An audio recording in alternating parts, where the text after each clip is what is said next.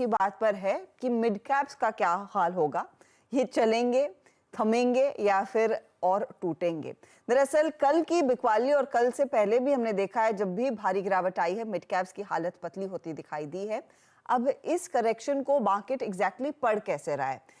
क्या यहाँ पर अब मिड कैप स्मॉल कैप्स के बुरे दौर शुरू होते हुए दिखाई देंगे या नहीं, ये एक सबसे बड़ा सवाल है और इसी को लेकर सबसे ज्यादा स्ट्रेस होता दिखाई देता है। और स्ट्रेस तो ऑफ कोर्स वो म्यूचुअल फंड्स का होगा और उसका कल डेटा आ जाएगा। लेकिन जेफरीज भी दरअसल इस पूरे मामले पर और मार्केट पर नजरें बनाए हुए हैं और उनका क्या कहना है।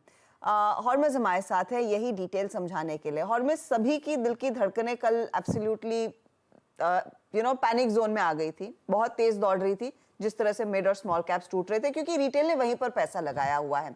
अब बड़े ब्रोकरेजेस जो बचे हैं स्पेस से, उनकी राय क्या है? ये पैनिक और बढ़ सकता है या फिर is just part and parcel of the whole market game?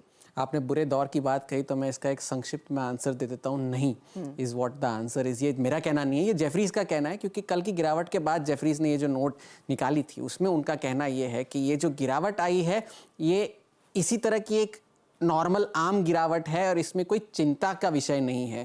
पर साथ ही साथ उन्होंने ये भी कहा है कि गिरावट और जारी रह सकती है, वो इसलिए क्योंकि जिस तरह के वॉल्यूम्स हमें देखने मिले हैं और जिस तरह के फ्लोज आए हैं मिड और स्मॉल कैप फंड्स में, उसकी वजह से ये गिरावट थोड़ी देर और चल सकती है।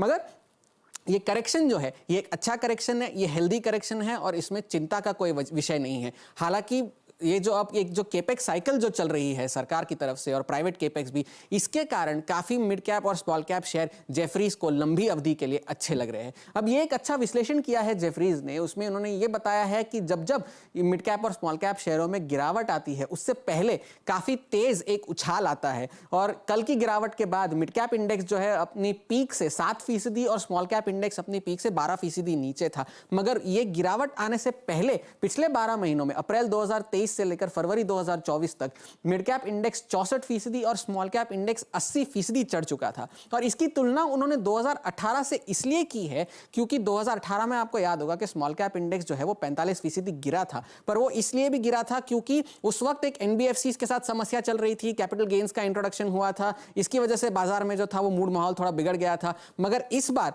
जो है बाजार के फंडामेंटल्स, भारत के मैक्रो इकोनॉमिक फंडामेंटल्स जो है वो अच्छे हैं और इसकी वजह से इस गिरावट को संभलने में सहारा मिलेगा। अब फ्लोज की माने तो स्मॉल कैप फंड्स में जेफरीज का कहना है कि जो फ्लोज है वो अब घटते हुए नजर आए हैं, मगर अब भी वो अपने 5 साल की औसत से थोड़े ज्यादा है, और जबकि मिड कैप फंड्स में वो अपने 5 साल की औसत से बिल्कुल उसी स्तर पर चल रहे हैं। और इस गिरावट के बाद जेफरीज ने जिन सेक्टर्स पर अपनी बेट लगाई है उसमें जो सेक्टर्स आए हैं उसमें एक है प्रॉपर्टी डेवलपर्स, जो है वो जो जेफरीज इस पे काफ़ी बुलिश रह चुका है काफ़ी समय से, इंडस्ट्रियल्स है, पावर कंपनीज है और चुनिंदा पीएसयूज है। ये सारे ऐसे सेक्टर्स हैं जिस पे जेफरीज इस गिरावट के बाद अपनी नज़र बनाए हुए हैं। सो जस्ट अनदर डे, एक आम करेक्शन है और चिंता की कोई बात नहीं है। That is the bigger takeaway. वो इनफैक्ट एक बड़ा टेक अवे निवेशकों के लिए, रिटेल निवेशकों के लिए, क्योंकि उन्हीं का पैसा सबसे ज्यादा छोटे और मझौले काउंटर्स में लगा हुआ है। शुक्रिया हॉर्मिस इस अपडेट के लिए।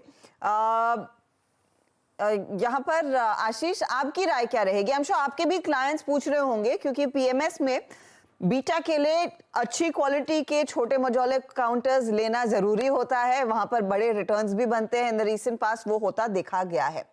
क्या कई सारे कॉल्स आए आप लोगों को कि पूछने के लिए अब क्या हैवीवेट्स की तरफ ज्यादा जायज रहेंगे आप, स्मॉल मिड कैप में स्ट्रैटेजी क्या रहेगी? आप इस फॉल, इस करेक्शन को कैसे पढ़ रहे हैं? बिल्कुल हर्षदा, और ऑब्वियसली जब इतनी बड़ी वॉलेटिलिटी आई है तो इससे इन्वेस्टर्स काफी परेशान भी हुए और उनको इसके लिए काफी क्वेश्चंस भी थे। बट एक अच्छी बात यह कि अब जो इन्वेस्टर हम जो देख रहे हैं, कहीं ना कहीं इंडिया के अंदर में जो कॉन्फिडेंस इन्वेस्टर्स का बना है, जो क्वेश्चंस आते हैं वो टिपिकली ये नहीं है कि हम क्या पूरी तरह से एग्जिट कर ले। क्वेश्चन ये रहते हैं कि क्या स्विच करने की कहीं जरूरत है, हमको बहुत ही माइक्रो कैप में है तो उसको थोड़ा बेटर क्वालिटी मिड कैप में चले जाना है, या कई बार तो हमें ये भी क्वेश्चन इस तरह के आ रहे हैं कि क्या आइडियल टाइम है जहां पर पोजीशंस को एवरेज किया जा सकता है।